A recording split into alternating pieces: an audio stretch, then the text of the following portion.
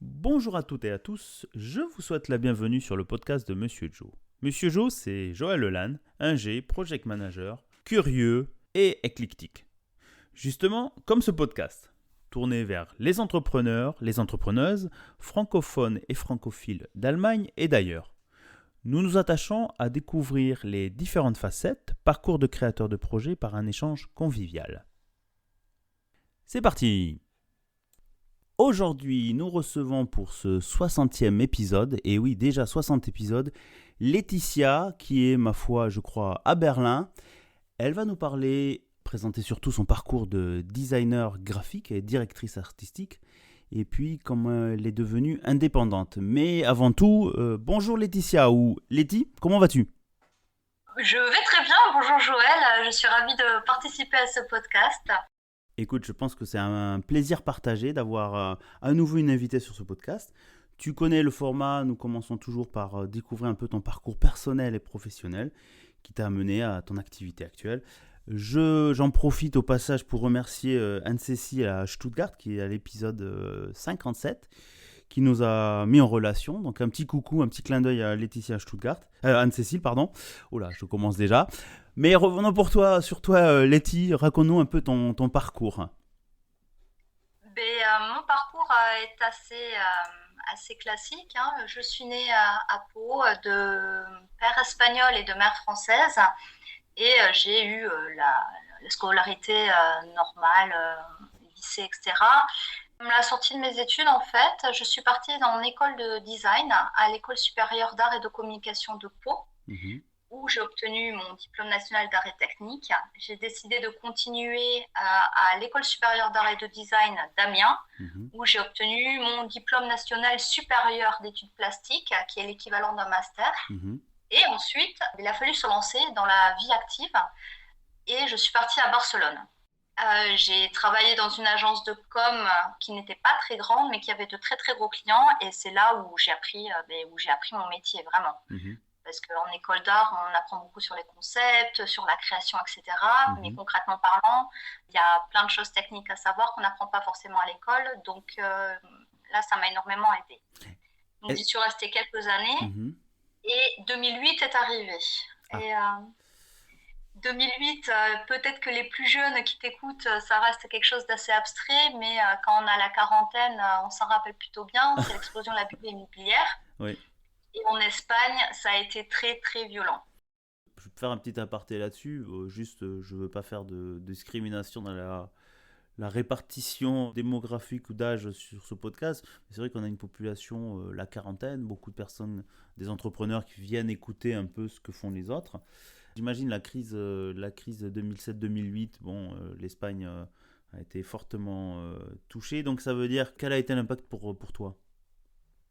L'impact pour moi, c'est-à-dire que la boîte où je travaillais a coulé. Mhm, Les clients ne payaient plus mon patron. Donc, je voyais que ça allait très, très mal. Et mhm, c'est là où je me suis dit, écoute, t'as la vingtaine, il est temps d'aller voir le monde. Donc, j'ai fait un peu comme les rats qui quittent le navire, juste avant que ça coule complètement. Je suis allée voir mon patron que j'aimais beaucoup et qui m'aimait beaucoup aussi, avec qui mhm. j'avais une très bonne relation. Je lui ai dit, écoute, Mickaël, là, faut que je parte. Je pars en Australie. Voilà, c'est un truc, ça m'est venu comme ça. Donc, Ok. avant de partir en Australie, j'ai voyagé un petit peu en Europe et en Afrique du Nord. Et après, je suis partie quelques mois avec ma petite soeur en Australie, Nouvelle-Zélande, et j'ai été voir le monde.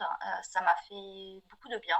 Vous êtes Et parti ça un m'a an? permis de Un an, c'est ça, tu as dit? quasiment, oui, quasiment un an, parce qu'il y avait le visa Working Holidays Visa Ah qui ouais. t'autorise à partir un an en Australie et en Nouvelle-Zélande. Mhm, Donc ça a permis de prendre beaucoup de recul aussi parce que encore une fois 2008 ça avait été très violent, pas seulement au niveau professionnel, c'est-à-dire moi dans mon boulot je voyais que ça allait nulle part, c'était aussi dans la ville de voir mhm. les gens qui faisaient la manche. Ah ouais. Euh, C'était une atmosphère très très oppressante. Je me rappelle dans le métro de voir des gens qui faisaient la manche et de m'être dit mais ça pourrait être mes parents. Ah ouais. Et ouais, c'est des gens qui avaient une vie calée, qui avaient leur boulot depuis 30 ans, je sais pas, qui est la soixantaine, qui Mhm, vraiment classe moyenne, etc. Et tu voyais que ces gens-là s'étaient retrouvés du jour au lendemain sans boulot, sans rien, parce que les aides sociales, il n'y avait pas grand-chose. mhm. c'était quelque chose de très oppressant et tous les gens autour de moi étaient dans des situations très précaires. Mhm. Et j'ai eu envie de sortir de ça et de partir à l'autre bout du monde. Donc, c'est un peu radical comme décision, mais Après, ça a été le bon moment et j'ai pu voir des choses incroyables. mhm. Mais à un moment donné, il a fallu rentrer. Oui. Après les voyages forment la jeunesse. Je pense que c'est bien aussi. On voit ici vraiment la réalité. Je pense que ça t'a permis c'est de sortir un peu de sa zone, changer d'air, peut-être trouver de l'inspiration. Et ça t'a permis un peu peut-être comment dire, d'alléger l'esprit et le cerveau. Et donc du coup, au bout d'un an, tu t'es dit, bon, ben oui, il faut revenir en Europe. Et tu es revenu où alors? Alors, juste une petite note par rapport à ce que tu viens de dire. Mhm. Je ne suis Volontiers. pas partie comme ça en mode luxe, hein. Je suis vraiment partie sac à dos sur les épaules Ah, et ok. j'ai travaillé. J'ai fait du boulot, des femmes de ménage. J'ai vraiment fait des choses que je n'avais jamais fait avant pour manger, hein. C'était Travail pas, alimentaire. il y avait, donc c'était bien aussi pour moi de sortir de mon métier. Mhm. Je voyais que c'est fatigant d'être créatif tout le temps, tu sais. Oui, c'est ce que j'ai Dans les compris. métiers que l'on fait, on ne te demande pas seulement un savoir technique, on te demande d'être créatif. Et ça, c'est pas quelque chose qui est facile. Parce que la créativité, ça vient pas tous les jours. On se lève pas tous les jours avec des super idées et Non, c'est quelque chose qui ouais, j'imagine. est fatigant. Mhm. Et le fait, bizarrement parlant, le fait d'avoir bossé dans des bars comme femme de ménage, ça m'a fait beaucoup de bien aussi, Mhm. d'avoir des tâches qui étaient très claires, très basiques, très Mhm. mal payées aussi, mais c'était pas grave, ça m'a permis mentalement de sortir, de voir si c'était vraiment ce dont j'avais envie de faire toute ma vie. Après, il n'y a pas de sous-métier et c'est vrai qu'un métier alimentaire, enfin moi je veux dire, il y a des travaux, des métiers intellectuels, on va dire à haute valeur, un ingénieur où on lui demande de résoudre des problématiques. Et il y a des fois, moi j'ai connu un exemple, un jeune qui avait commencé avec moi en même temps, ingénieur, et sa passion c'était le basket. Il avait fait Mm. des études brillantes en école d'ingénieur, mais au fond de lui, c'était pas son truc. Et il a tout plaqué. Et il est retourné en France et lui c'était le basket, le sport et j'ai appris plusieurs années plus tard qu'il était maître nageur. Voilà, et donc c'est ce que tu dis aussi, c'est bon, il y a le côté financier, peut-être une qualité de vie et compagnie, mais ça fait peut-être pas tout et au final c'est se dire bah, bon, il est revenu à faire ça. Après voilà, je veux pas dire ouais, il y en a qui ont peut-être les moyens, il y en a les moyens que ce soit financier, intellectuel ou mental de se remettre en cause ou de partir sur autre chose. Et puis de Non, mais je gérer. me rappelle que les premiers jours de boulot, j'étais ravie de finir à 5 heures, mettons, Mhm. d'arrêter le travail et de ne plus y penser après. Ouais. De Ah, ne pas le ramener à la maison, ouais. d'avoir vraiment cette séparation entre le travail et la vie privée, ce que je n'avais pas avant.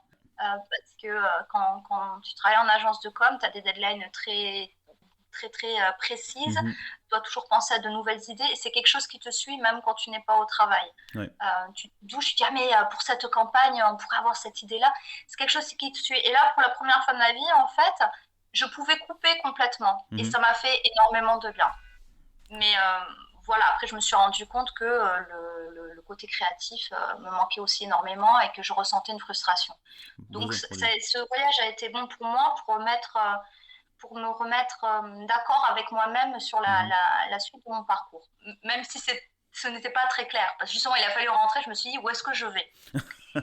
Mais après, c'est aussi Et qu'est-ce que je sais faire aussi. C'est, je veux dire, moi, je dois l'avouer, d'un côté, dans la technique et tout, ça m'intéresse. Je suis électronicien, mais j'ai jamais mis les mains dedans. Et je sais que des gens faisaient ça bien mieux que moi. Donc, tu peux pas savoir quels sont tes points forts et travailler sur cela. On te dit toujours, ouais, il faut essayer de travailler ses points faibles et de rééquilibrer les points faibles pour les remonter à avoir des points forts. Et je suis pas convaincu de ça, c'est-à-dire que ben, il y a un élément, tu es très bon dans un sujet, ben, il faut faire ce sujet-là, il faut pas chercher à, j'en sais rien, quelqu'un qui est technique, qui est très bon derrière un PC ou un créatif à faire des figures 3D, tu vois, et lui dire d'aller vendre ça, d'aller faire de la prospection, de parler avec des clients. Et alors que c'est pas son truc, c'est un introverti, ça l'intéresse pas, il a envie de faire son boulot de 8 heures derrière un écran. Il faut le laisser là-dedans, il ne faut pas chercher à modifier la personne sur son, comment dire, son point fort ou sa passion. Bon, après, c'est. Voilà. Et donc, tu es revenu en te disant, bon, ok, il faut retrouver un taf, qu'est-ce que je sais faire? Et tu es revenu en Europe. Mais c'est surtout, je me suis demandé, mais où en Europe? Parce que en fait, le fait de plus savoir vraiment où je vivais, parce que Mhm, j'avais un pied à terre en France, j'avais un pied à terre en Espagne, mhm, je ne savais pas du tout quoi faire. Et il se trouve qu'avant de partir en Australie, j'avais rencontré un jeune homme dans un festival à Leipzig. Il mhm. m'a dit, bah, viens à Berlin. Je suis allée à Berlin avec mon billet retour. Je me suis dit, je vais rester 3 mois, je vais voir ce qu'il y a. Parce que moi, l'Allemagne, je ne connaissais pas du tout. L'allemand, c'était vraiment pas du tout mon Talent. truc. J'avais jamais Ouais. étudié. Oui, du sud-ouest, c'est pas trop dans notre direction, c'est Ah, plutôt l'Espagne. non, non, non, pas du tout. C'est pas l'allemand, c'est vraiment pas la langue que l'on parle là-bas Ouais. à l'école. Mhm. Donc, je suis arrivée vraiment sans aucun plan, sans rien, juste pour aller voir. Et finalement, ben, j'y suis restée. Là, ça va faire maintenant plus de 13 ans. Donc ça veut dire à Berlin, tu étais en 2010, on va dire à peu près. Oui, en 2010, par là, oui, en Ok. 2010. Après, j'ai fait un peu comme tout le monde. Il faut d'abord manger. J'ai Mhm, pris un travail alimentaire. En même temps de ce travail alimentaire en call center, mhm, j'ai répondu à une annonce qui était en anglais, où ils cherchaient des graphistes pour une boîte internationale, mais en freelance. mhm. Donc, je ne connais plus le terme en français, to apply. T'as Euh, postulé. j'ai postulé, voilà, merci. Il n'y a pas de problème. On reste international sur le podcast. Il n'y a pas de problème. Voilà, il y a certains mots, ça devient un mélange dans ma tête entre l'anglais, l'espagnol, l'allemand qui se greffe aussi. C'est un peu, je m'excuse par avance, ça se reproduit. Non, mais tu t'inquiètes Donc, pas. Nos auditeurs sont habitués. Ça m'arrive aussi. j'ai donc postulé à cette annonce où j'ai été prise et puis après, par le bouche à oreille des gens qui ont vu mon travail, on m'a demandé de plus en plus de bosser dessus. Mhm, Et donc, pendant un an à peu près, j'ai eu ce travail alimentaire à mi-temps mhm, et le travail en freelance à mi-temps aussi. mhm, Et j'ai dû payer mes impôts. Et j'ai vu qu'en fait, c'est très pragmatique, hein. J'ai vu que j'avais dû payer beaucoup d'impôts du fait d'avoir cette double casquette. mhm. Donc en gros, tout le travail que j'avais fait en freelance en bossant en soirée, en week-end, Ouais. etc., je me suis rendu compte que tous ces sous que j'avais gagnés, la plupart allaient partir aux impôts. Aïe. Donc ça m'a un peu refroidi. Je me suis dit, ça sert à rien. J'ai un choix à faire maintenant. Mhm, Faut que je choisisse l'un ou l'autre. Et le choix a été assez facile à faire. Je me suis dit, je vais faire ce qui est vraiment mon métier et mhm. ce que j'aime faire. Et je me suis mis à 100% à mon compte. Et ça va faire 2000. Je 2010, suis 2000. complètement. Ouais, depuis 2010, donc une dizaine d'années déjà que tu es à ton compte pour faire du design. Alors j'aime bien, j'aimerais revenir sur deux trucs que je découvre sur ce point-là. C'est le premier, le choc de la réalité, les impôts, hein. Oui, Donc d'être pragmatique, c'est ce que tu as dit, c'est-à-dire bon, j'ai travaillé comme un fou, comme une folle dessus sur le sujet, les heures, machin, sur ma passion. Donc ça c'est le côté pragmatique. Et le côté ta passion ou ton cœur de métier, donc c'était faire du graphisme, j'imagine des campagnes visuelles pour des clients, et se dire ok le travail alimentaire c'est bien, tu te développes pas là-dedans, comment on dit en français là, tu vois, c'est moi qui perds mon français, je ne m'épanouis pas tu là-dedans, t'épanouis tu veux pas dire? là-dedans, voilà, c'est ça. Tu as eu le courage de se dire, bon, ben, à un moment, il faut en lâcher un et se focaliser sur l'autre pour vraiment que ça soit ton métier. Donc, il y a eu un pragmatisme, un calcul de savoir, ok, je fais ça, tu fais ça à plein temps, du coup. Oui, bien sûr. Il y a bien entendu le côté émotionnel. Je veux dire, j'ai quand même étudié pendant 5 ans. Enfin, Ouais. les études que j'ai faites sont quand même un peu compliquées, Mhm. dans le sens où il y a beaucoup d'écrémage. C'est pas parce que tu commences que tu vas pouvoir finir ta filière. Mhm. Pour te donner un ordre d'idée, on était 60 en première année, on n'était plus que 6 en troisième année. Ah ouais, Euh, tu, la tu vache. vois, donc il y a beaucoup d'écrémage. Donc ce sont des études, c'est pas des études de médecine non plus, hein. Non. Loin de moi de dire que ce sont les études les plus compliquées du monde, mais je veux dire, ça a été compliqué, ça demandait énormément d'investissement. Et ça m'embêtait de me dire que d'avoir passé autant de temps dans ces choses-là pour le jeter à la poubelle et faire un travail pour lequel je n'ai pas été formée, qui ne m'intéressait pas Mhm. forcément, je ne voyais pas l'intérêt, tout simplement. Et puis après, il y a le côté, le côté les impôts, la sécu, Ouais, et des choses comme ça. Et garanti. est-ce que je peux me permettre de me Mhm. mettre à mon compte? Mais j'ai trouvé des solutions, en fait, tout simplement pour la Sécu. Mhm. J'ai choisi des mutuelles pour expatriés qui étaient beaucoup Ouais. moins chères que la Sécu allemande. Ça a été beaucoup de calculs aussi. J'y ai réfléchi. Pas très longtemps, mais j'y ai réfléchi aussi. Je me suis pas lancée sur un coup de tête. Non, mais alors ça c'est bien. Alors c'est bien, on aborde un sujet en fait, pas sur qu'on voulait aller au début, mais je pense que l'important aussi de se dire voilà, il y a la passion, mais il faut aussi avoir le calcul pour dans le futur, c'est-à-dire ben, la couverture médicale, la couverture retraite, Pflege, donc comme on appelle les soins quand on sera un peu plus âgé, tu vois, tout le temps créatif jusqu'à un certain âge. Enfin, je veux pas, loin de moi de critiquer dans ce sens-là, mais Oui, oui, non, mais c'est tout à fait ça. Là, ce que tu dis, c'est ce qui me passait par la tête aussi. C'est de voir à plus long terme aussi comment ça peut se goupiller. mhm, Après, aussi, à l'âge que j'avais à l'époque, j'avais 5 ans, 26 ans, quand même, dans ces eaux-là. mhm, Tu ne penses pas tout à fait pareil. Genre, par exemple, la grosse bêtise que j'ai faite, hein, et que je paye encore aujourd'hui, c'est l'histoire de la retraite. mhm. La retraite, je me suis dit, bon, ouais, je verrai plus tard pour la retraite, Ouais, etc. alors qu'il Et faut commencer je très m'y tôt. suis pas mise. J'ai pensé à la sécu, j'ai pensé aux impôts, j'ai pensé au loyer, j'ai pensé à tous les jours, j'ai Mhm. pensé Tous les aux coups. frais que j'allais avoir parce que moi j'ai besoin de beaucoup bouger, d'aller Mhm, voir ma famille, mes amis, je connais des gens partout. mhm, J'ai pensé à plein de choses, mais la retraite, je l'ai laissé un peu de côté parce que quand c'était un sujet, je me suis dit, ouais, mais ça je verrai plus tard. Et finalement, j'ai jamais regardé. Et maintenant, j'arrive, j'ai 40 ans, j'ai une fille, mhm. j'ai une vie de famille. Je me suis dit, oups, parce Ouais. que ça, je n'y ai pas pensé, je lui ai pas donné l'importance que ça aurait dû avoir. Mais ce n'est pas grave, des solutions, je vais en trouver, j'en ai toujours trouvé, Mhm, je suis en train de travailler dessus.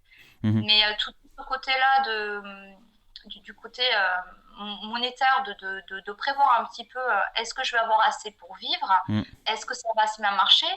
Parce que l'idée aussi qu'il faut savoir, c'est donc je suis à Berlin, il faut quand même savoir que 90% de la population de Berlin, c'est tous des créatifs, hein, c'est des Ouais. illustrateurs, des Ouais. graphistes, des directeurs artistiques, des tatoueurs, des musiciens. Enfin, je veux dire, je suis pas la concurrence est extrêmement rude ici. Mhm.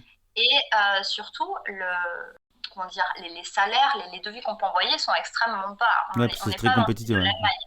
C'est-à-dire la concurrence est rude et en plus, on peut pas se permettre de demander quelque chose de très haut. Donc, je me suis dit, est-ce que j'ai ma place vraiment Mhm. là-dessus? Donc tu t'es différencié sur quoi en fait? Ou tu t'es focalisé sur peut-être une niche particulière? J'aimerais pouvoir dire que oui, que ça a été calculé, etc. Mais en fait, pas du tout. J'ai juste eu beaucoup de chance Mhm. d'avoir rencontré certaines personnes au bon moment. Mhm. Euh, et surtout, ça va peut-être paraître un peu gnangnan, mais je pense que le fait d'être quelqu'un d'agréable et qui respecte l'autre m'a beaucoup aidée. Je m'explique. J'ai rencontré des gens qui m'ont dit tu es super réactive, on voit qu'on peut compter sur toi, que s'il y a quelque chose de compliqué ou qui marche pas, tu vas pas nous laisser tomber et tu vas vraiment t'investir dans notre projet. Donc, Et mhm. ça, je pense que ça a fait la différence. Je suis pas forcément meilleure ou plus talentueuse que d'autres dans mon Mhm. métier, mais je pense que le côté humain et le côté sérieux et responsable et commercial aussi, Mhm. faut le dire. Parce que des fois, il y a des clients qui me disent ouais, mais bon, ça, tu vois, je ne peux pas payer beaucoup. Je dis écoute, on va s'arranger. Pour cette fois-ci, je peux te faire ça moins cher parce que je sais, on travaille bien ensemble. Et ça a payé beaucoup. Je suis tombée sur des gens, mes clients, les clients que j'ai, je n'ai jamais eu aucun problème pour être payée, je n'ai jamais eu aucun problème de quelqu'un qui m'a mal parlé, etc. Ça s'est toujours bien passé parce que ce sont de bonnes personnes qui se sont rencontrées. Alors, Je veux dire, ouais, ouais, ouais, non, je comprends complètement et je pense que c'est le côté authentique et honnête que tu as présenté, c'est-à-dire que je ressors de là, ça va être la relation clientèle, c'est-à-dire que t'es pas là pour, bah, tu résous un problème au client, t'es pas là pour, enfin, je suis un peu extrême des fois, me dire de l'arnaquer, de dire voilà, je te fais un graphique, ça va être tant et puis on passe au suivant. Tu as gardé donc ce côté gagnant-gagnant, c'est-à-dire que ben comme tu as été honnête et transparente avec ton client, le client va être aussi transparent avec toi en disant bon écoute, ouais, ben, en fait j'avais prévu tel budget pour tel projet. Au final, ben, c'est pas comme il voulait, ou ça va coûter plus cher, ou il a eu comment on appelle, des coûts inattendus. il peut pas te payer, il te dit, et tu trouves, tu as toujours été ouverte à trouver une solution pour sortir le client de sa problématique. Mais je pense que, et c'est pas que dans l'artistique, je pense que c'est dans toute relation clientèle, acheteur-vendeur ou fournisseur de services et client, c'est-à-dire que le client a une problématique, tu viens avec une solution au plus près de résoudre son problème. Et peut-être que ça ne résout pas complètement sa problématique, ou le client, entre-temps, change d'avis, mais il revient vers toi. Donc, c'est des clients Exactement. récurrents, j'imagine, ou avec qui tu as... Exactement. Exactement. Moi, j'en ai eu quelques-uns, hein, des clients ponctuels, on va dire, qui m'ont demandé des choses parce qu'ils ont dit oh, c'est super ce que tu as fait, Mhm, j'aime beaucoup ton travail, j'aime beaucoup ton style. Est-ce que tu peux nous faire ça? Mais ce ne sont pas des gens avec lesquels je vais travailler sur le long terme forcément ou qui vont mhm, me donner du travail tous les mois. Parce que c'est ça aussi la difficulté, c'est d'être sûr que tous les mois, je vais toucher assez pour pouvoir vivre en mhm. fait. Et donc, les clients que j'ai trouvés, je n'en avais pas beaucoup, mais ceux que j'ai eus m'ont tout le temps donné du travail très, très, très, très régulièrement, ce qui a permis de créer une vraie relation et de faire que leur boîte, c'était devenu aussi ma boîte. Même si je n'étais pas employée chez eux, Mhm, j'avais à cœur de faire marcher le truc parce que ce que j'avais créé pour eux, c'était mes bébés. mhm. Et eux, j'avais envie que ça marche et que ça aille plus loin. Ce n'était pas un travail opportuniste de dire, bon, j'ai fait ça, je le mets de côté, je l'oublie et je passe à autre chose. Ouais. Ce sont des choses que j'ai vu grandir aussi et que j'ai accompagnées sur le très long terme. Voilà, les clients que j'ai encore aujourd'hui, ce sont des gens avec qui je travaille depuis 10 ans, tu vois. Enfin, Ah ce ouais. sont de longues histoires. On a fait plusieurs projets et à chaque fois, je me suis vraiment me he entregado. Donné, on passe à l'espagnol. Chers auditeurs, le podcast de Monsieur Jo va partir en plusieurs langues maintenant.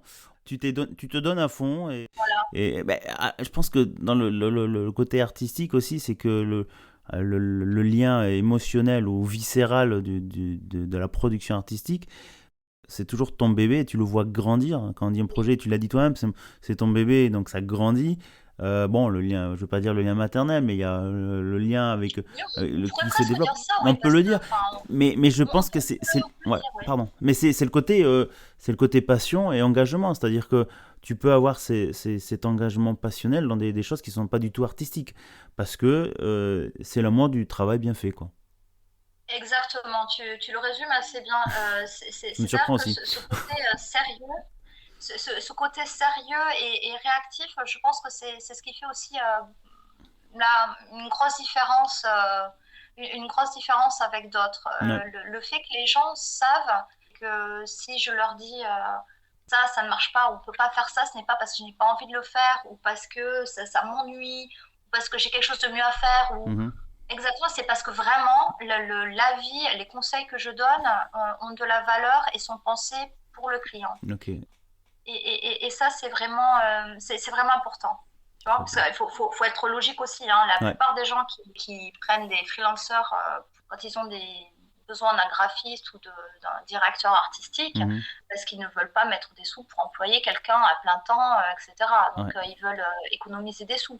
Ouais. L'autre côté de la médaille, c'est que ils savent aussi que cette personne-là, elle est un peu volatile, qu'elle a d'autres clients, Ouais. que tu ne vas pas être sa priorité forcément. Mhm. Tu vois, C'est un il y a ce compromis à côté un trouver. peu. Exactement. Donc, moi, ce que je rapporte aussi, c'est je ne prends pas beaucoup de clients, je prends les clients dont je suis sûre, dont je peux répondre à la demande. Mhm. Je n'ai jamais pris 45 000 projets en même temps. Mhm. Je me suis toujours arrêtée à me dire non, je ne peux pas en prendre plus, même si j'aimerais bien, ça me ferait plus de sous, Ouais. parce que je ne pourrais pas les faire assez bien. Donc, Mhm. je me suis limitée à un certain nombre de clients, et c'est pas faux d'en avoir eu d'autres qui y sont venus, hein, Mhm. mais je me suis dit, les choses, je les fais bien. Ok, bah écoute, alors c'est super. Enfin, moi je trouve l'authenticité, et tu as soulevé tous ces points-là, d'en prendre moins, mais de faire quelque chose de qualité. La qualité se paye au final, puisque les clients reviendront. Mais Très c'est bien, tout à fait Laetitia. ça, c'est Ouais, à oreille, hein. C'est ce que je disais tout à le l'heure, bouche à c'est que oreille, ouais. moi, je n'ai jamais eu à faire de marketing de ma vie. Je n'avais pas de site internet, je n'avais pas de carte de visite, Mhm. aucun réseau social, je n'étais nulle part Mhm. parce que je n'en avais pas besoin, tout simplement. Ça, Donc, c'est. c'est juste là, avec la nouvelle crise qu'on a eue il n'y a pas si longtemps, en 2020, Mhm. où ça a changé pas mal les choses, où j'ai dû repenser mon business. Mhm. trouver d'autres clients, vu que en fait, ce qui s'est passé, c'est qu'un de mes clients principaux, qui était dans le monde du tourisme et de l'événementiel, excuse-moi, Mhm. bah, t'imagines bien qu'en Tout était 2020, gelé, ouais. 2021, 2022, bah, ils n'ont rien pu faire. Donc moi, ça a eu pour conséquence de plomber mon activité. J'ai dû repenser ma manière, mon travail et ma situation d'auto-entrepreneur aussi. Alors ça, c'est pas mal de venir sur ce sujet. Tu fais un peu le lien période Covid 2020, 21, voire 22. Je pense que après ça a impacté tout le monde, hein, de repenser comment maintenir son activité, le lien vers le client, le marketing, la visibilité, parce que le marketing au final c'est juste le point visibilité et qu'est-ce que tu apportes de plus par rapport à la concurrence. J'imagine pour toi ça a été une année, on va dire une année creuse comme beaucoup. Mm. Tu as repensé ton approche et ça veut dire que tu t'es plus orienté vers accompagner d'autres auto-entrepreneurs sur leur image ou prendre plus de petits clients. Comment tu as traversé cette période? Alors, pour remettre aussi un petit peu en situation, je me permets de faire une petite digression. Mhm. C'est aussi qu'en 2020, donc j'ai eu beaucoup moins de travail parce que tous les budgets de mes clients ont Sont été gelés. coupés, voire des entreprises ont fermé tout Mhm. simplement. Et ce qui m'a allé dans un certain temps au départ, parce que j'ai donc une fille et Mhm. que les écoles étaient fermées et qu'il a fallu que je m'occupe de ma fille. Donc voilà, donc paradoxalement parlant, ça m'arrangeait aussi d'avoir moins de travail parce Mhm. que j'ai occupé de ma fille en même temps. Mais c'est arrivé un moment où je me suis dit, ben oui, mais bon, enfin, faut manger, Il comment faut que je vais l'argent faire? rentre, ouais. Ouais, voilà. Donc je me suis dit, ben, je vais sortir de ma cave, je vais sortir de ma zone de confort et je vais essayer de voir dehors comment ça se passe pour les gens. Et en fait, tout simplement, j'ai commencé petit à petit à remonter mon travail, à montrer mon travail, Mhm. à me vendre un petit peu plus, dans le sens où pas en allant de manière active, mais de manière passive. C'est-à-dire que j'ai rencontré des gens Mhm. et j'ai attendu d'eux qui viennent voir ce que je vends. Je ne suis pas du tout quelqu'un qui va m'avancer, je ne sais pas me vendre du tout, je ne suis pas commerciale. Mhm. Euh, je déteste les réseaux sociaux, c'est vraiment quelque chose avec lequel je ne suis pas à l'aise du tout. Je suis juste allée voir les gens en fait. Mhm. Vraiment, c'est vraiment l'image. Je suis sortie de ma cave et je suis allée voir les gens. J'ai rencontré des auto-entrepreneurs et pareil, bouche à oreille, tu rencontres quelqu'un, il regarde ce que tu fais, on Il connaît parle, quelqu'un qu'est-ce que d'autre. peut t'aider, etc. Mais Ouais. tu vois, ça, tu devrais faire ça comme ça. Ah bon, ben oui. Et petit à petit, en fait, j'ai noué des contacts qui m'ont fait rencontrer d'autres personnes aussi, etc. Et c'est comme ça que ben, j'ai des nouveaux clients qui sont arrivés. Et mes clients réguliers, des grosses entreprises, etc., que j'avais avant, sont revenus aussi. Hein. Ouais. Donc Oui, c'est... ça va beaucoup mieux maintenant. Mhm. Mais c'est ça, c'est le fait d'avoir fait ce pas, de sortir de la cave et d'être plus active qu'être passive et attendre que tout arrive. Ça m'a obligée à faire ça. Ok, ça veut dire que tu t'es remis, ressorti de ta zone de confort sans l'approche agressive, hein. Enfin, je veux dire, quand tu as dit commercial, je suis pas commercial, machin, d'écouter ce qui se fait autour. Tu disais, bon, j'aime pas les réseaux sociaux, mais la mise en réseau, je veux dire, c'est mon point de vue, hein. Les réseaux sociaux, pour moi, ne sont qu'un outil, sur une extension, parce que c'est ce qu'on disait, une relation commerciale. On est des êtres humains, on a besoin de ce contact, de se voir et que tout le business ne se fait pas nécessairement qu'en ligne. C'est-à-dire qu'il y a besoin de se rencontrer et de voir s'il y a, je ne sais pas si on dit une alchimie, mais si, voilà, si on peut fonctionner ensemble, tu vois. Quelqu'un qui apporte un service, quelqu'un qui a un besoin. Tu peux être le meilleur de l'activité pour résoudre le problème du client, mais si il n'y a pas d'accroche ou il y a un sujet, parce que c'est peut-être un peu... et ça ne va pas se faire. Donc c'est pas mal parce que dans le sens, et c'est ce que tu as dit, c'est du réseau, c'est-à-dire qu'une personne parle de toi, la qualité va se parler de bouche en oreille. C'est-à-dire, mais tiens, je connais quelqu'un, tiens, tu pourrais faire ça, ouvert à modifier des choses, à évoluer, et je pense que ça revient régulièrement sur ces épisodes, c'est-à-dire que cette ouverture à se remettre en question ou à accepter des améliorations. Et je pense que moi, j'en apprends tous les jours sur les podcasts. Se dire, en fait, tiens, ces gens-là font des trucs formidables, c'est inspirant. Donc ça t'a permis comment dire, traverser cette période un peu trouble, qu'on va dire, pour Ouais, ajouter, on va dire, une corde à ton arc. exactement. Euh, Je me suis pas basée sur enfin, parce que, encore une fois, la concurrence est très, très rude dans ouais. mon métier, hein. C'est pas, il a fallu trouver une autre façon de faire, une façon qui me corresponde à moi. Mhm, Et ce qui me correspond à moi, c'est le côté humain, c'est de voir les gens et de les rencontrer et de discuter, en fait. mhm. Donc, c'est comme ça que ça a marché et c'est comme ça que ça me va parfaitement bien aussi. Écoute, Voilà. écoute, c'est super. Écoute, Laetitia, on discute sur des thématiques passionnantes, tu vois. Je me dis, qu'est-ce que fait un directeur artistique? On n'a pas trop abordé le détail de quel est le métier, parce qu'il y en a Oui, peut-être 36 000 métiers derrière. Mais je pense qu'après, pour l'objectif aussi de ce podcast, c'est surtout de partager un parcours de vie avec des conseils. Et quand on dit conseils, on arrive un peu à la fin, donc je ne sais pas si Laetitia, tu as d'autres sujets à aborder, mais moi j'avais un peu une question dans le sens où qu'est-ce que tu conseillerais à quelqu'un qui peut-être se lance dans l'artistique ou qui se lance en tant qu'auto-entrepreneur? Euh, Ça serait quoi ton conseil? alors, la première des choses, c'est que ce qu'il faut savoir, c'est que l'auto-entrepreneuriat, c'est une profession à part. On peut être un très bon professionnel, on peut être un très bon ingénieur, on peut être un très bon artisan, on peut être etc. Mais ça ne veut pas dire qu'on va être un bon auto-entrepreneur. Ce sont deux choses différentes.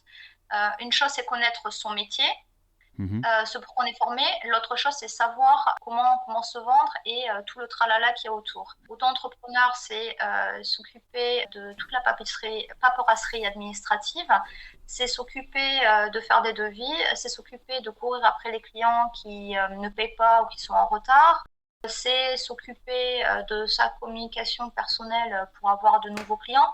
Ce sont plein de choses aussi où on n'est pas payé. Donc il faut se rendre compte que sur les 8 heures de travail que l'on peut faire par jour, il y en a peut-être 3 qui ne vont pas être payées. Et ça, faut pouvoir l'accepter parce que ça fait partie du travail. Et faut accepter aussi le fait qu'il faut donner de la valeur à son travail. Je m'explique. Ce qui arrive très très souvent, ça je l'ai vu dans mon activité, mais je le vois aussi surtout avec certains de mes collègues ou amis. Tu sais qu'on a des clients qui vont me dire écoute, moi je connais quelqu'un qui fait moins cher, tu peux pas me baisser le devis, ça, enfin je comprends pas, mais combien tu prends à l'heure, mais il y a Ah, personne qui prend autant à l'heure. Oui, mais les donneurs de tout ça, conseils. J'appelle ça. exactement. Donc, ça faut être vraiment assez sûr de soi et assez ferme sur les prix que l'on donne à ses clients. Parce qu'on oublie beaucoup que quand on dit, par exemple, je prends, je ne sais pas moi, 120 euros de l'heure, que sur ces 120 euros, c'est pas 120 euros qui vont aller dans ma poche. Ouais. Il y a la partie de la sécu que je vais payer, il y a la partie de mes congés que je vais payer, il y a la partie pour quand je ne vais pas pouvoir travailler qu'il faut payer aussi, hein, parce Ouais. que le chômage, Ouais. on l'a pas. Il faut La cotiser, hein. partie de la retraite, Ouais. la partie de je travaille parce qu'il faut que je fasse des devis, Ouais. que j'aille me renseigner, il faut que je me forme, il faut Mhm. que je paye mes logiciels, il faut que je paye mon internet, mon Et ton électricité, tout matos. ça. Mhm. Donc voilà, il faut pas se faire intimider aussi par les gens qui savent mieux, entre guillemets, et qui vous trouvent trop cher. Faut calculer son travail, ce qu'il vaut, et il faut calculer tous ces apartés aussi. Tous ces coups. Parce que sinon, on peut pas Ouais. s'en sortir. Ok. Ben, je pense que tu as vraiment tout résumé dans cette partie-là. Non, mais je pense que c'est super clair et c'est ce qu'oublient les clients. Le client ne voit toujours que le prix qu'il paye en disant ouais, moi je paye, comme tu as dit, 120 euros de l'heure, j'en sais rien, ou 100 euros, mais 100 euros, je veux que la valeur j'en sais rien, moi, une interface graphique avec des logos, ça ressemble à ça et pense que tu vas passer le temps dessus. Et en fait, tu vas pas, cette heure-là, en fait, peut-être que tu vas passer 3 heures pour une heure facturée. Parce que tu vas avoir une Exactement. idée, tu vas être inspiré, il y a tout le vécu derrière qui est ta personnalité, comment tu penses le logo, c'est aussi comment tu as absorbé ce que voulait le client et le traduire, quoi. Il y a aussi quelque chose dans les métiers artistiques dont on parle pas déjà, c'est que pour les gens, notre travail, ce qu'on fait, c'est facile. On a des logiciels qui sont magiques et qui font tout apparaître comme ça par magie. Et puis c'est rigolo comme métier, on fait du dessin après tout, hein. C'est pas un vrai travail, tu Ouais, comprends? Donc pourquoi est-ce que je devrais payer pour ça? ouais, Après tout, tu as juste mis de la couleur et puis tu as trouvé une typo qu'il y avait. Et il y a tout ouais. ce côté-là qui est un peu humiliant, je dois dire, où c'est très difficile de faire comprendre aux gens que, ben oui, j'ai étudié 5 ans, j'ai l'équivalent d'un master. Ouais. Tout le monde ne peut pas faire ce que je fais, tout le monde ne Ouais. sait pas ce que je fais, et que derrière, il y a des briefings, il y a de la réflexion. Moi, mes projets, quand je dois créer quelque chose, je les emmène avec moi sous la douche, je les emmène au supermarché, je suis tout le temps avec ça. Donc, c'est quelque chose qui est très prenant, et c'est quelque chose qui est réfléchi et qui a de la valeur. Mhm. Il y a aussi les gens qui disent ah ouais mais ça en fait ça me plaît pas, je vais pas le payer. Quand on va dans une boulangerie, hein, tu achètes une chocolatine, la chocolatine t'es pas bonne, est-ce que tu vas en venir voir ton boulanger? La chocolatine, par contre, je vais pas la payer, hein. Ouais. Puis regarde le boulanger d'à côté, il a fait vachement moins cher la chocolatine, Il hein. va te Pourquoi tu dire, la bah, fais tu pas? vas voir à côté. Mais c'est exactement ça. Ouais. C'est quand les gens, tu leur mets ce genre d'exemple, ils disent oui, c'est pas pareil. Et Ou si, alors, pourtant, c'est un artiste, hein, le boulanger aussi, hein, faut pas croire. Hein. exactement, mais je veux dire, ça viendrait à l'esprit de personne de faire Ouais. ce genre de choses avec Ouais. un boulanger, tu vois. Pourquoi est-ce qu'il pourrait le faire avec nous? Ou alors, tu as les clients qui veulent les documents sources ou que les images que tu as faites, ben, ils puissent s'en servir comme ils veulent. Tu vois, la Ouais. notion de copyright, Ouais. c'est Qui est quelque chose complètement qui est bafoué. très. Ouais, ouais, ça, c'est le terrible. Ouais, quand tu achètes une voiture, tu n'achètes pas les plans de la voiture. Non. Tu Non. achètes une voiture. Tu ne Ouais. peux pas demander à ton constructeur de la voiture qui t'envoie les plans avec les secrets de fabrication, les choses comme ça, pour que toi, tu puisses Tu achètes un refaire design ton plan. spécifique parce que tu t'identifies à ce genre de marque et ainsi de suite, quoi. C'est ça qui. Ouais, ouais. Bah, non, mais c'est. Non, mais Et moi, je trouve ça vraiment bien comment tu l'apportes. Bon, je peux imaginer que tu vas avoir des clients qui restent pantois, mais c'est bien aussi parce que je pense que pourquoi tu vas te. Je sais pas comment on dit, par chez nous on dit t'enquiquiner. C'est plutôt du ouais. sud-ouest, je pense, ce genre d'expression, mais t'as dit chocolatine, donc on salue nos amis parisiens. Hein. Ouais. Mais on discrimine personne, hein. Vous venez comme vous êtes ici, Non, hein. C'est le podcast de Monsieur Joe, on a beaucoup d'humour, chacun vient comme il est. Non, c'est ça, je pense que c'est vraiment bien ce pourquoi on va s'enquiquiner avec des gens qui remettent en question et qui sont des donneurs de leçons en disant ouais mais ça c'est mieux, mais c'est moins cher. Mais alors pourquoi tu es là? Tout simplement. mais il y a des choses aussi, et je ne veux pas être trop dur non plus, Non, parce que non.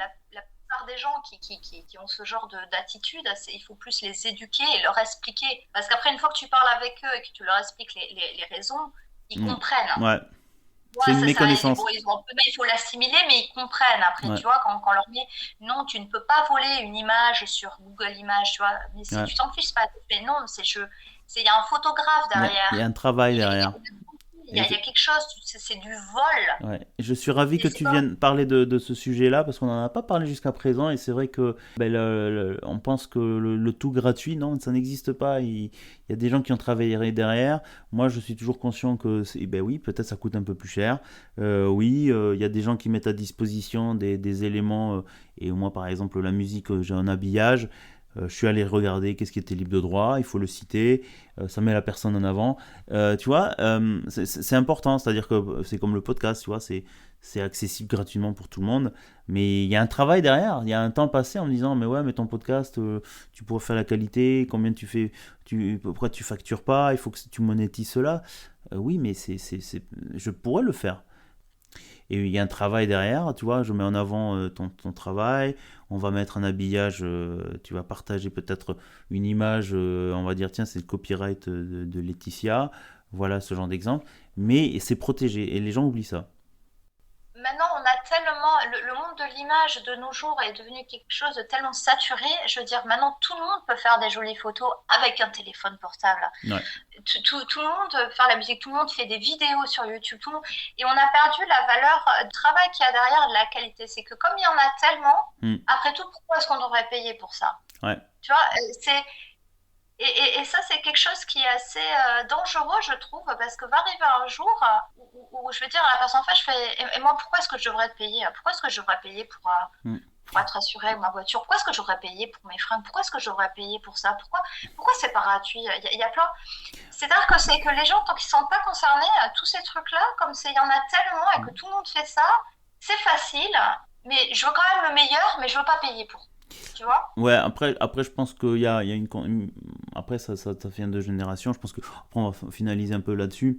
Bah oui, tout travail, et toute production, que ce soit artistique ou autre, il y a un travail derrière, il y a un coût, et je pense que c'est toujours important, pourquoi il y a des copyrights, d'indiquer aux gens, bah oui, il y a un travail derrière. Le cuistot, quand tu vas au restaurant, tu payes ça. Tu vas pas dire non, mais moi j'ai mangé que ça, je ne paye que ceci, ou j'impose mon prix. C'est malheureusement, c'est un sujet qu'on pourrait débattre longuement, mais j'aimerais bien un peu. Donc Laetitia sur ses conseils, donc bon, on a résumé, il y a le métier et l'auto-entrepreneur. C'est en fait un homme orchestre, tu une micro-entreprise, hein, c'est pour ça auto-entrepreneur. Tu dois tout gérer, ton métier, mais en plus tous les à côté, la comptabilité, le marketing, suivre le paiement des clients, et tous les à côté. Donc c'est vrai que c'est quelque chose qui n'est pas nécessairement donné pour tout le monde. C'est bien ça. Exactement. Et Et, en tout cas, c'est quelque chose, faut être préparé à devoir gérer tout ça. Mhm. Il y a beaucoup de gens qui se lancent à leur compte en disant ouais, c'est facile, je fais mon truc, j'ai pas de patron au-dessus de moi. Ouais. Non, mais tu as des clients. C'est peut-être pire parce que le patron, c'est une personne, tu la connais, tu arrives à gérer, etc. Mais quand tu as plusieurs clients et plusieurs personnes à gérer, c'est Ouais. un peu plus compliqué. Il faut savoir être diplomate. C'est pas simple. C'est quelque chose, il faut en être conscient. Mm. Ça peut aller à beaucoup de personnes. Il y en a d'autres à qui ça va pas aller, ce mode de fonctionnement. Mhm. Puis c'est aussi toute la discipline qui est à côté. Ouais. Il faut se lever le matin, tu vois, comme pour n'importe quel boulot. Il faut accepter de travailler des soirs, il faut accepter de travailler des week-ends. Mm. Il faut accepter de prendre ses vacances quand on peut les prendre et pas forcément quand on veut les prendre. Mhm. Il faut une certaine discipline aussi. Mais il faut essayer quand même, tu vois, il faut voir. Après, ça marche ou ça marche pas. Ça se Oui, voit. après c'est en faisant qu'on apprend. Moi, je pars du principe qu'il faut faire pour apprendre. Exactement. Donc, tu as résumé ça, la discipline, la consistance, en faisant quelque chose, la constance, pardon.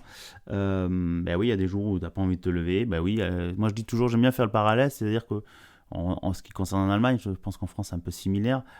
Il y a des parties de ton métier qui sont intéressantes, hein, qui sont passionnantes. Et puis il y a des parties qui doivent être faites, mais que tu n'aimes pas. C'est un peu comme les impôts. Chaque année, ben oui, il faut les déclarer pour pouvoir récupérer les parts plus payées ou récupérer certains frais.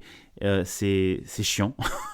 Mais ben, une fois que c'est fait, au moins tu sais pourquoi tu l'as C'est fait passé, et enfin, l'objectif. Voilà. dans la vie, de manière générale, on ne fait pas toujours ce Ce qu'on qu'on aime veut. faire ou ce qu'on Ouais. a envie. Ouais. Mais c'est aussi ce qui fait qu'on apprécie encore plus C'est qu'on les aime. choses que l'on aime faire, tu vois. Exactement. Très bien. Ça peut s'appliquer à tout. Ouais. Mais il faut juste en être conscient que c'est pas être à son compte, c'est pas seulement faire que ce qu'on aime, que ce qu'on sait Mhm. faire. Par exemple, les chiffres, c'est vraiment, vraiment pas mon truc. Donc, je paye mon steuerberater, enfin, Mhm. mon comptable pour qu'il le fasse. Il y a des choses où je ne suis pas à l'aise avec, mais il faut qu'elles soient faites. Donc, on les fait, puis c'est comme ça. Puis... Exactement. Mais écoute, très bien. Merci Laetitia pour tes explications de ton parcours, ta présentation, tes conseils. Super passionnant. Je pense qu'on pourra en discuter des heures. Mais bon, sinon, on va perdre des auditeurs. Laetitia, comment on peut te contacter? Un petit rappel de tes coordonnées. Mais écoute, j'ai un site internet, c'est ae-du6 graphicdesign.com. Mhm. On peut voir mon travail, mon portfolio. Et sinon, on peut me trouver sur LinkedIn. Oui, on mettra un lien. Alors, en fait, pour la petite blague, on donne juste le prénom de Laetitia et je comprends pour que nos amis. Ben, c'est un petit jeu de piste. Donc, si vous arrivez à la trouver sur LinkedIn, on mettra le lien si tu le souhaites. On verra ça par la suite. Merci Laetitia. Voilà, Voilà. on peut mettre le lien LinkedIn et le site web, pas de souci. Très très très bien. Bah, écoute, je te remercie de ton passage. En plus, je me rends compte en tant que bordelais expatrié, bon, je suis pas très pour le Land, c'est pas très bordelais, d'entendre quelqu'un avec un peu l'accent du sud-ouest comme toi, Je le ça cache nous pourtant. réchauffe. Hein? Je le cache pourtant, hein. Ah, tu le caches et là tu exagères. Écoute, il me reste plus qu'à te dire, mais écoute, à bientôt et merci à toi. Très bien, merci à toi, Joël. Bonne journée. Ciao.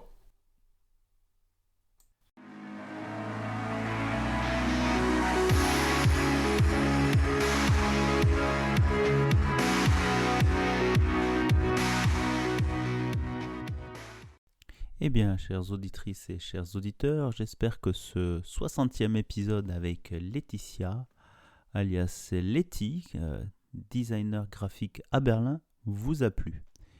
Un petit rappel de ses coordonnées, puisque je pense que c'est toujours bien d'aller voir sa production, son portfolio. Comme elle a indiqué, le site c'est AE, comme Alpha Echo, graphique en anglais, design, tout collé.com. Vous pouvez y voir ses productions, ce qu'elle a fait en graphisme. On peut la retrouver, je vous mets dans le blog associé le lien vers son profil LinkedIn. Et puis je vous invite à écouter, à regarder ce que font les designers. Je remercie encore Laetitia pour son franc-parler avec le soleil du sud-ouest qu'on apporte sur ce podcast.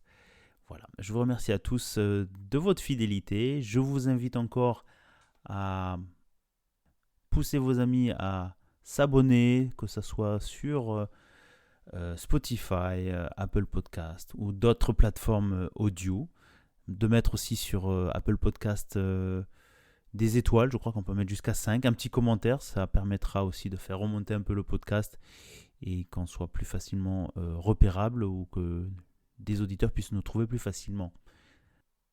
Ensuite, Monsieur Joe essaye de mettre maintenant les différents épisodes sur YouTube en suivant la chaîne de le podcast de Monsieur Joe. Vous pouvez trouver ça en cherchant. Vous y abonnez aussi, comme ça vous n'avez pas à chercher à chaque fois les nouveaux épisodes. J'y mets aussi les anciens, comme ça vous pouvez aussi sur cette plateforme les écouter. Enfin, un petit appel aux entrepreneurs, aux associations, à vous, auditeurs. Vous connaissez peut-être dans votre entourage des gens formidables, ou vous-même, vous êtes une personne formidable qui a un parcours atypique et qui a envie de venir nous présenter, nous raconter son parcours personnel, professionnel et son projet aussi. Contactez-nous par LinkedIn ou sur le blog en mettant un petit message. Je crois qu'il y a un formulaire de contact ou sur aussi les différentes plateformes réseaux sociaux, Instagram ou Facebook. J'essaye au mieux de vous répondre et de se caler un petit échange pour faire mieux connaissance avant un enregistrement. J'en suis convaincu, vous avez toujours quelque chose à apporter, à partager, et c'est un peu ce qui nous motive dans ce podcast, de montrer, d'inspirer les gens, de montrer ce qui se fait, de donner des idées et peut-être de mettre en réseau. Qui sait, peut-être que ces gens-là que vous écoutez peuvent vous aider dans vos entreprises, vos projets. Voilà. Il ne me reste plus qu'à vous dire portez-vous bien, à bientôt et surtout, restez curieux.